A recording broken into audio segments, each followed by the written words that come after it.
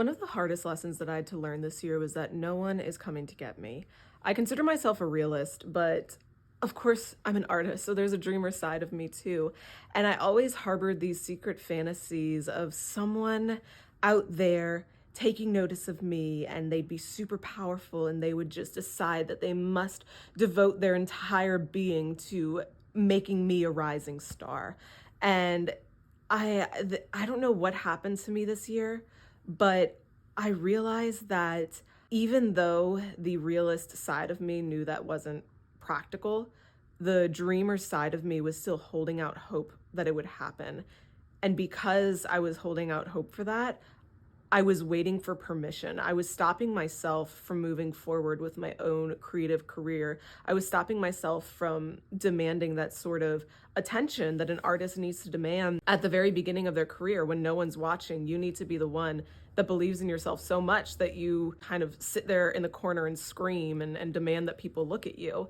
And I realized that because I was waiting for this mysterious benefactor to come and get me, I was waiting for their permission for a person that doesn't exist. And so I wasn't allowing myself to move forward with that. I wasn't allowing myself to have that audacity to say, no, I'm worth it, notice me. And so I was holding my own self back. And it was a pretty devastating thing to realize how many years I've spent holding myself back. But then at the same time, it feels like it was a death and a rebirth. I opened up and I realized that because no one's coming to get me, because there is no mysterious benefactor, I don't need to wait for permission and I can do whatever I want. And so I've decided I started living as if there was no one out there.